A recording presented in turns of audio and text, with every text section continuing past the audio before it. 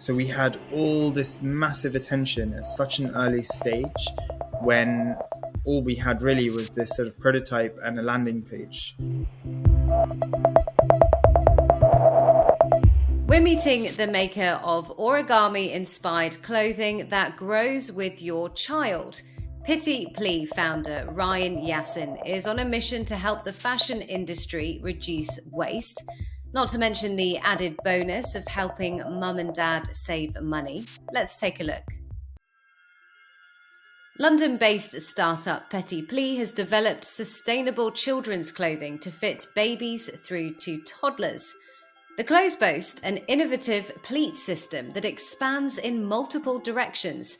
The material can also contract back to its original size, ready to be handed down to younger siblings. Ryan says a child of 9 months can continue wearing the same clothing until the age of 4, going through 7 distinct sizes. Ryan, how did you get into doing this? What's your background? So I have a background in aeronautical engineering where I specialized in deployable structures for satellites. That involved a lot of research into origami and understanding how folding works. And essentially, I was really drawn to the fashion sector because of the psychological nudging behaviors that it could have on individuals, where you can feel so confident with what you wear and it can completely change your perception of the world. But also how it could harness the power of communities together and proliferate messages and nudge the behaviors of communities as a whole. So the more I looked into the fashion sector, the more I realized how unethical and wasteful it was. So I thought that if I was going to enter the sector, that I would actually try and bring some positive impact and value to it.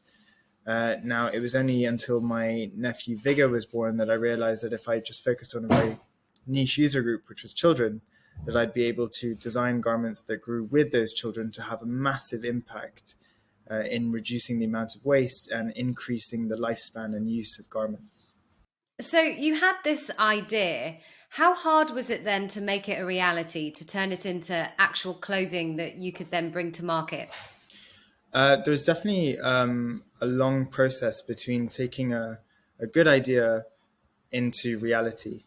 There's so many elements that you have to think about, from IP and patents to legal frameworks to raising initial investment, starting to build the actual product from an MVP into something that can work out in the real world, getting user feedback, iterating that design, which you thought was good, but maybe actually needs a lot of tweaking.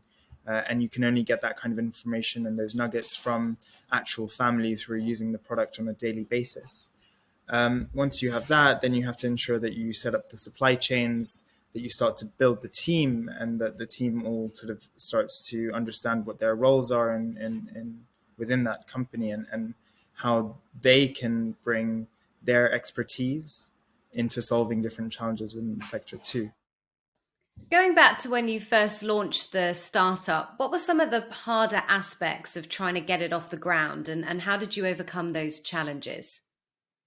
I think actually one of the biggest challenges for us was the fact that an MVP, a minimum viable product, had gone completely viral globally. So we had all this massive attention at such an early stage when all we had really was this sort of prototype and a landing page. So it was really important for us to actually leverage that opportunity. And the way that we did that was I just built a landing page where I could collect emails of people who might be interested in purchasing the product. And from that, I was able to actually go out and pitch for investment and say, look at all this interest we have. Look at all these people who have signed up. It's a fantastic opportunity. But at the same time, you had to make sure that all of your IP stuff was going according to plan, that you were setting up supply chains, that you were actually improving and developing the product, because all you had was an MVP. So it was managing all of those different hats at such an early stage, which was so crucial and so important to really leverage the opportunity that we had been given by the organic interest that we had received worldwide. What are some of the ways that you're looking at funding the future of PityPlea? One of them is creating a subscription model for PityPlea, where the the payment for a garment is actually spread over the lifespan of the garment, which really shows how competitively priced the garments are over the durability and lifespan of those garments. Another is actually something that we've done, which we're launching at the moment, which is called Equity for Little Humans, where our customer base or our community can actually purchase shares in the PityPlea company. And what that allows us to do is raise the capital we need to fulfill X, Y, Z goals that will allow us to reach our vision. But it does so while leveraging the community that has supported us from the very beginning. Ryan, where do you want to take PityPlea next?